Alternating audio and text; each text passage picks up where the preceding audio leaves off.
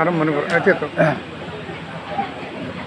জুবিন গাৰ্গ তেওঁ এজন অসমৰেই নহয়, ভাৰতৰে নহয় আৰু গোটেই বিশ্বৰে এজন খ্যাতনামা শিল্পী বুলি আমি ক'ব পাৰোঁ। আৰু তেওঁৰ আৰু এটা ভাল লাগিছে, তেওঁৰ নিজৰ গীত নিজে ৰচনা নিজে সুৰ দি গাইছে।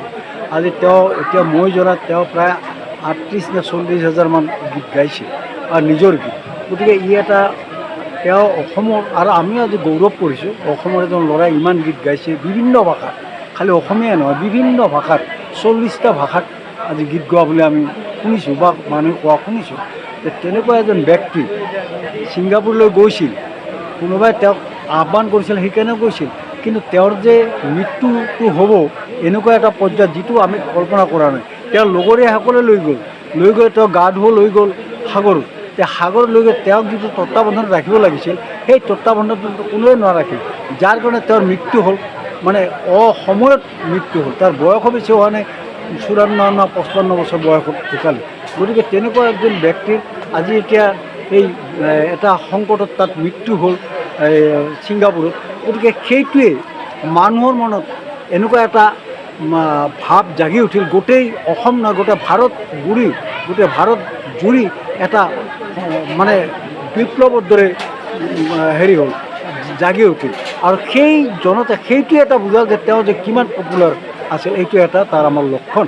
গতিকে তেনেকুৱা এজন ব্যক্তিক, তেনেকুৱা এজন গায়কক আজি কম সময়ত আমি হেৰুৱালোঁ, এইটো আমাৰ কাৰণে দুৰ্ভাগ্য। হয়তো তেওঁ যদি থাকিলেহেঁতেন হয়তো আৰু কিছু কাম কৰিব পাৰিলেহেঁতেন, হয়তো তেতিয়া আৰু কিছু নাম এটা কৰিব পাৰিলেহেঁতেন, এইটো আমি আশা কৰিছোঁ। কিন্তু আজি সেই আশাটো আমাৰ পূৰণ নহ'ল। আজি তেওঁৰ পৰা আৰু কিছুমান পাব লাগিছিল, আৰু হয়তো বিভিন্ন গীত মাত আমি পালে হয়তো আৰু আমাৰ কিছু লাভ হ'লহেঁতেন, সৰু উঠি অহা যুৱচামক আৰু লাভ হ'লহেঁতেন, কিন্তু তাৰ পৰা আজি বঞ্চিত হ'ল। গতিকে সেইকাৰণে আজি তেওঁৰ মৃত্যুৰ পিছত আমি গোৱালপাৰাবাসী ৰাইজে আজি এটা আমি জুবিন গাৰ্গ স্মৃতি ৰক্ষা কমিটি বুলি এখন সমিতি কৰিছোঁ, আৰু সেই সমিতিৰ জৰিয়তে আজি এই দিনটো আমি তেওঁৰ এই স্মৃতি দিনটো আজি আমি পালিছোঁ।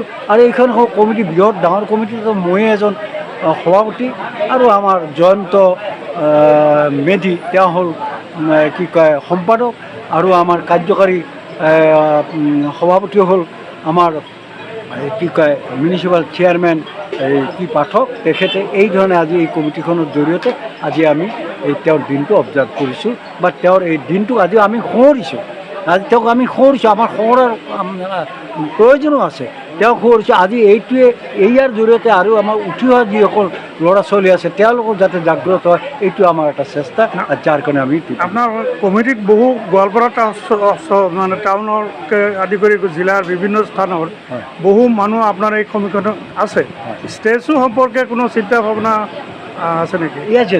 ষ্টেজটো সম্পৰ্কে সেইদিনাখন আমি আলোচনা এটা কৰিছোঁ, ষ্টেজটো কৰা হ'ব আমাৰ ক'ৰবাত কৰে। এতিয়া ঠাইবোৰ মই একজেক্টলি ক'ব নোৱাৰিম, কিন্তু ষ্টেজটো যে কৰিব সেইটো আমি খাটাম, আৰু সেইটো আমাৰ সিদ্ধান্ত এটা লৈ মুঠতে ষ্টেজটোতো হ'বই, হ'ব খালি প্লেচটো এতিয়ালৈকে এতিয়া আমি ঠিক কৰিব পৰা নাই, এইটো হয়তো পিছত আমি কৰিম। ধন্যবাদ। এইটো থেংক ইউ।